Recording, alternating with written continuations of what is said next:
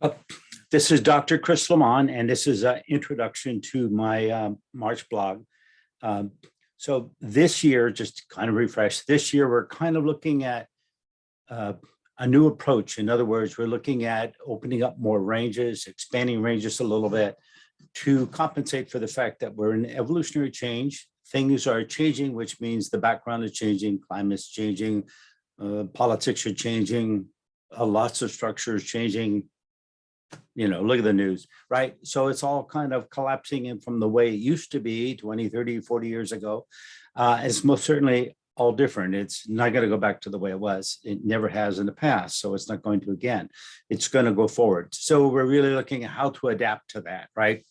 So in this particular blog, I'm starting to give you a little clue. So far this year in 2022, I'm suggesting that we work with range, and I give you a bunch of reasons why. And I played with and analyzed that whole thing for a whole year last year in blogs. All those blogs are up on that Wizards Catch website so that you can look at them.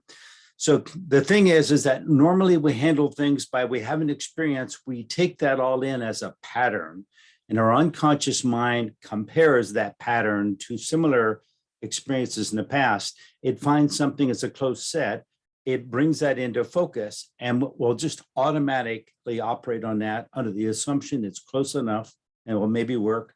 Or we all of a sudden become aware of the difference. That's all. We just notice, oh, this is like, but this is a little different. And then we get to make some small adjustments. That's normally how it works.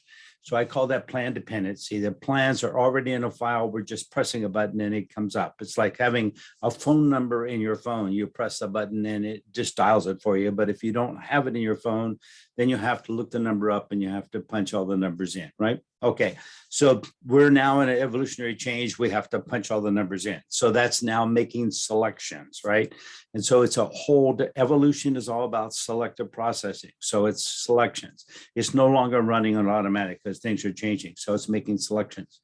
So I'm advocating in this that we start to take a look at how we operate our selective process. It's not our default setting.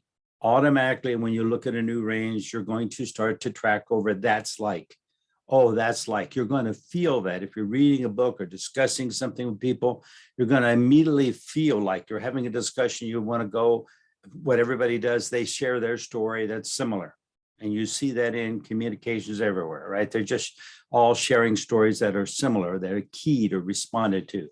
In the selection process, you want to get enough of the data out there so that you can see it all. You can lay it all out, so to speak, and look at it. And then start to select what are the keynotes in there, not what's familiar, but what is key. What is key to moving forward? You have to kind of play with all of those pieces and look at them all separately. What is a clue in there? What tells you that has forward momentum?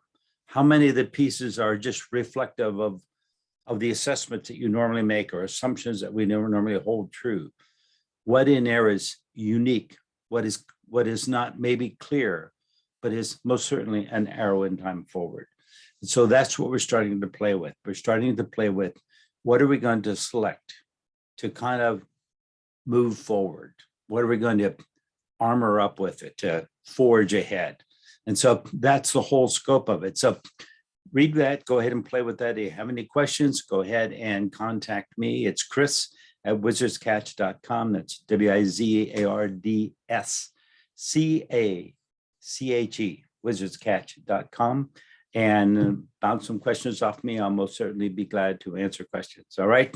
So we got momentum. We're doing something. We're moving forward. And so we'll see what we can accomplish in 2022. And on that note, why I thank you very much. And hopefully we'll be hearing from you. Okay.